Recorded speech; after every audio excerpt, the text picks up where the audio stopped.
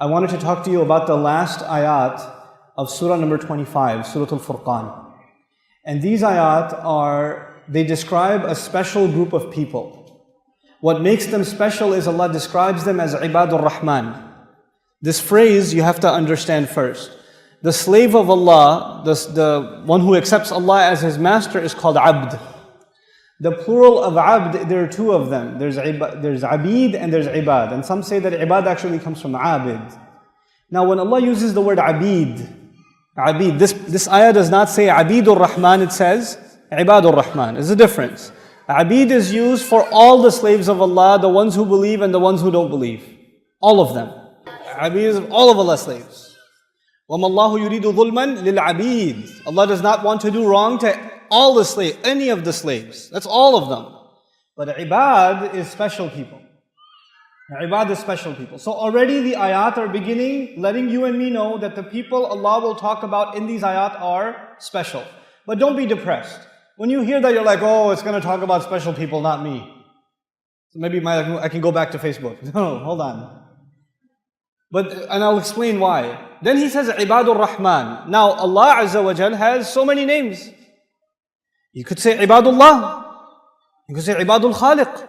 He chose to say Ibadurrahman. In the khutbah, for those of you who weren't sleeping, in the khutbah today, I was telling you some things about Ar-Rahman. When Allah's love and mercy and care is extreme, and it's immediate. I added temporary, but these two first, extreme and immediate. Then he uses Ar-Rahman. And so Allah says the slaves of Ar-Rahman, the good slaves, the special slaves of Allah who get Allah's immediate and special mercy. These are the people Allah is describing in this passage. I would love to be in this group. You would love to be in this group because this is the group of people that Allah says He goes out of His way to care for them. Out of His way to show them love. Who are these people? Now, we're going to read a lot of descriptions. But the beauty of all of these descriptions, I'm going to get a little bit technical with you, but I hope you can stay with me. All of the descriptions we're going to read, grammatically speaking, is not even a whole sentence. It's actually what you call in the Arabic language a mubtada. What you call in the English language the subject. The predicate isn't even mentioned until like 10 ayat later. It's 10 ayat later. And let me just, because I brought it up to you now, subject and predicate, mubtada and khabar, let me just make it easy for all of you. Those of you who don't understand what I'm saying, inshallah in 2 minutes you'll understand. In a sentence, there's the part before the is, and there's the part after the is. Ustad Nouman is boring. There's the part before the is. What was the part before the is? Ustad Nouman. What's the part after the is? Boring. There's two parts. Now the first part, whenever you say the first part, doesn't tell you everything. It doesn't tell you everything. It makes you curious. The mubtada, the part before the is there to make you curious. And then once you become curious, the part after the is there to tell you, let me tell you something about it. Let me give you some information. So the first part is there to make you curious. Like for example, if I say Qatar is, and I don't finish my sentence and I walk away. You're like, what? Tell me. What is Qatar?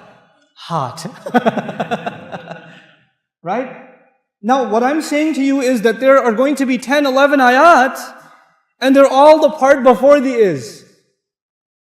They're all the part before the is. He's not even the part after the is. So I'll end the curiosity right now, or maybe I'll end it later.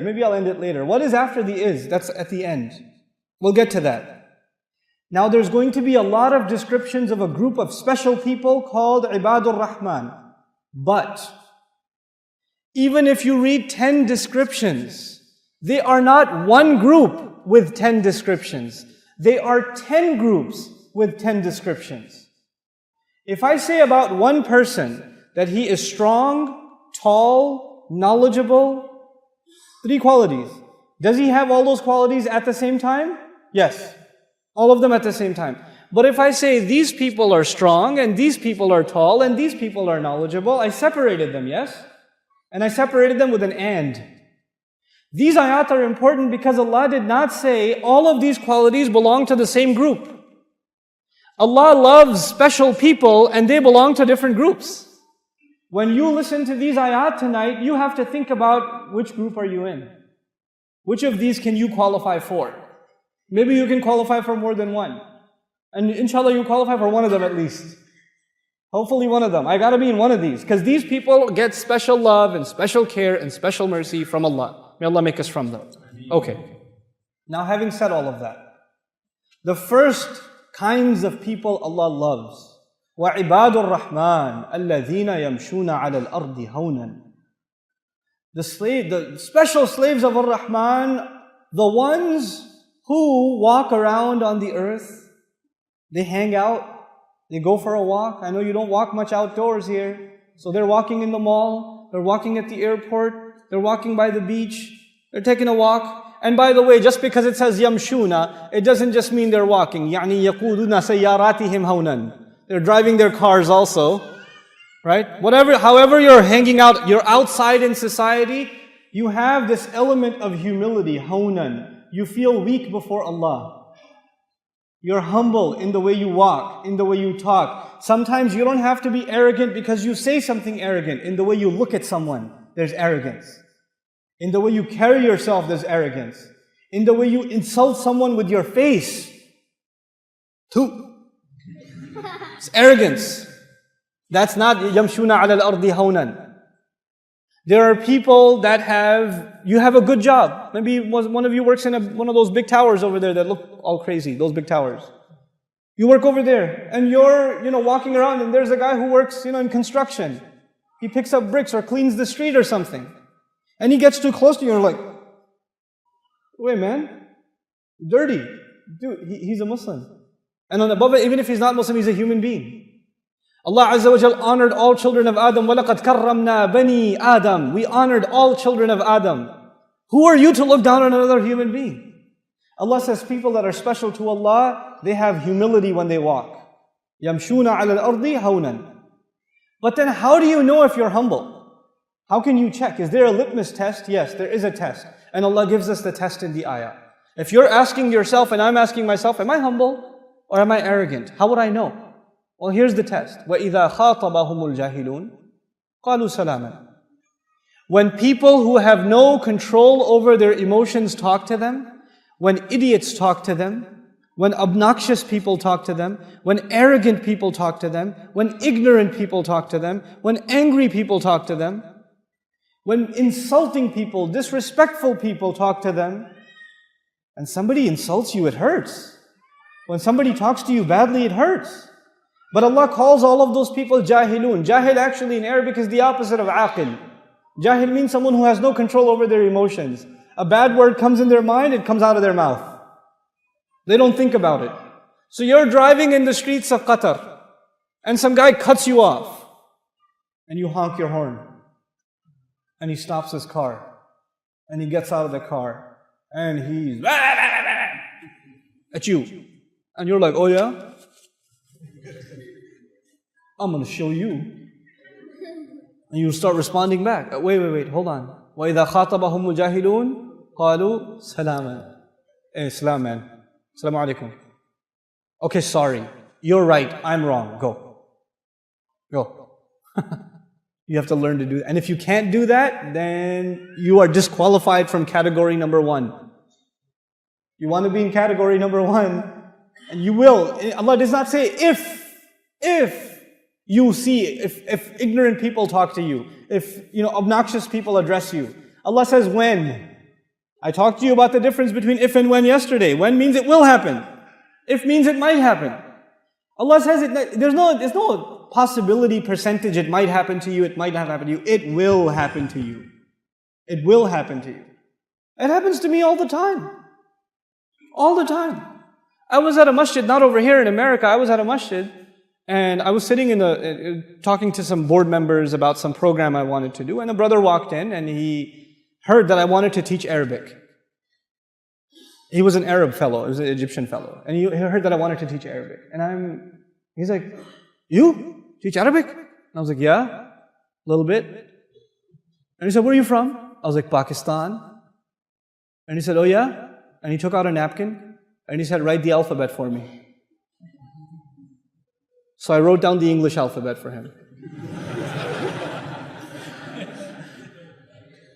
And he said, you see, you don't know Arabic. I was like, yeah, you're right, I'm sorry. And then he started teaching me the alphabet, 30 minutes. I sat there and I learned the alphabet with him. And then he had to go, and then he left. And that night, at the same masjid, they asked me to give a lecture, the importance of learning Arabic. If you go on YouTube and you search how to learn Arabic and why learn Arabic, why study Arabic, that lecture was at that masjid. And that guy was in the first row, smiling at me the whole time. But he comes to me and says, you, Pakistani, you're going to teach Arabic? I'm going to go, oh yeah? No, wait. It's okay. It's all right. You're right, I don't know anything. It's okay. Don't get worked up. Don't get all full of yourself. If people speak to you in that way, it's okay. They have a right. You know, and you don't know why people speak to you in this way. There may be some other things going on in their life. You know, and they come to you and they let their anger out on you. You have to be kind of merciful and courteous to people. They were women. They were men that came to Rasulullah sallallahu alaihi wasallam and started yelling at him. From the Badu. They were Muslims. They started yelling at him. And you know, the Prophet sallallahu alaihi wasallam didn't get upset. He just calmed them down. The Sahaba would have killed them. He said, no, relax. Let him, just peace. You know, this is a sunnah of the Prophet sallallahu alaihi wasallam. When people say things that make you angry, you just gotta calm down. And by the way, guys, men over here, your wife will say a lot of things that make you angry, boy. Oh, ho, ho, ho, ho, ho, ho. And when you hear that, you don't say that she's jahil, but you do say salam. Just be quiet. Don't talk back. Sisters upstairs, ladies, your husbands will say things that will boil your blood. Oh my God, you will get angry. And Allah has given you a special power. I have 3 sisters, I have a wife, and I have 4 daughters. I know girls have special powers. And their superpower is they can answer you in a way that will like stab you in the heart. Oh my God, they have the most amazing answers. They'll be like, ah! But you, sisters, when your husband is out of control and he's becoming too emotional or too angry, shh, salam. Change the subject. And salaman, qalu salaman does not mean that Allah says you have to say salaman, somebody's fighting, you're like, hey, salaman, salaman, salaman. Not like that. That's not what that means. Let me tell you what salaman. Salaman could be a hal here in grammar. You know what that means? They speak calmly. They don't just say the word salam, they speak calmly. They speak peacefully. They speak in a way that disarms, that doesn't make you angry. You know? And so, for example, you know, one time I was sleeping in the masjid. I was in the i'tikaf and I was sleeping in the masjid. And you know, when you're sleeping, you don't know which way you turn. So I'm sleeping and I woke up because somebody kicked me in the stomach. There was a really old gentleman in our community. He was an Afghani fellow. And he was also making i'tikaf. He didn't speak any English, any Arabic. He just spoke Pashto only. And he kicked me in the stomach. And I wake up like, oh. And I look at him like.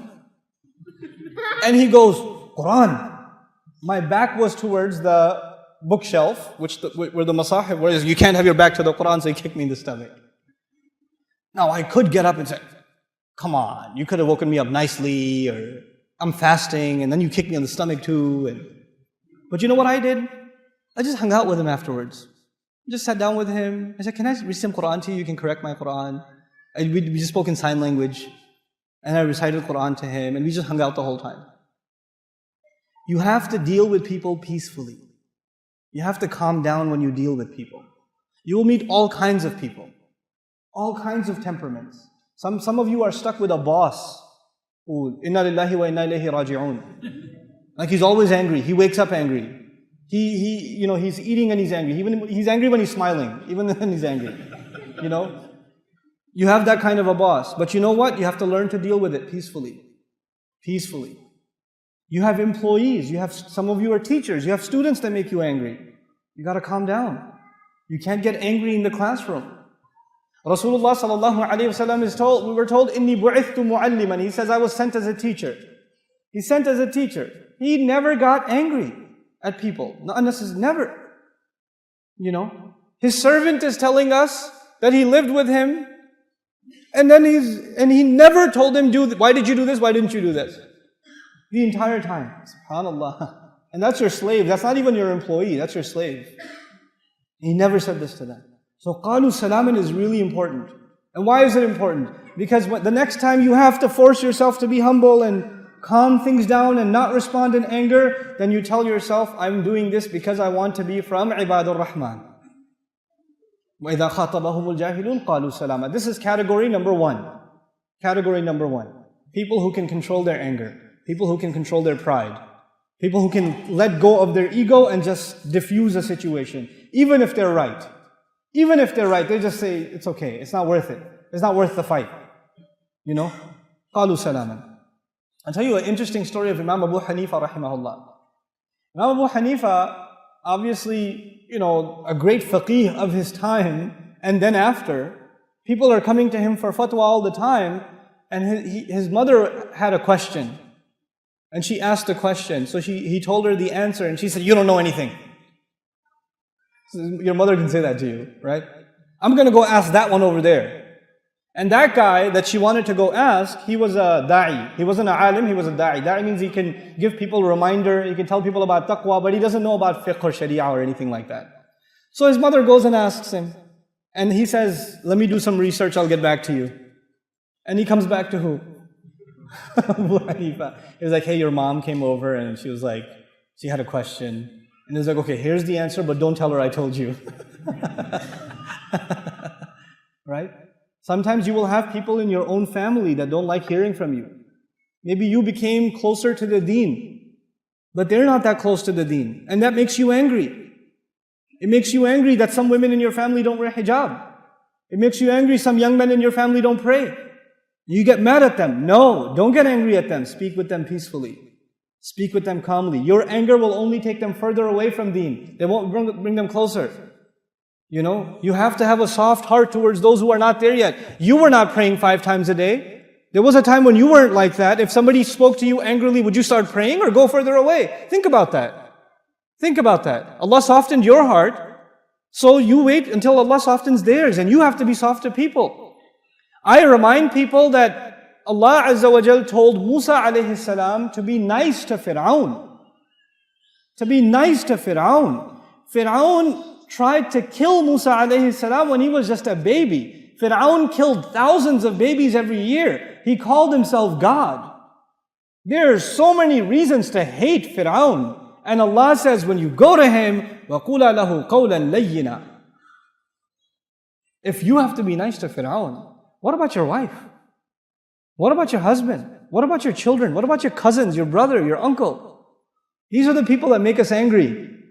These are the people. Family makes you really angry, I'm telling you. I know. Siblings make you angry. And these are the people that deserve the most soft responses from us. We have to change the way we behave with them. This is قَالُوا سَلَامًا. Okay, this is category number one.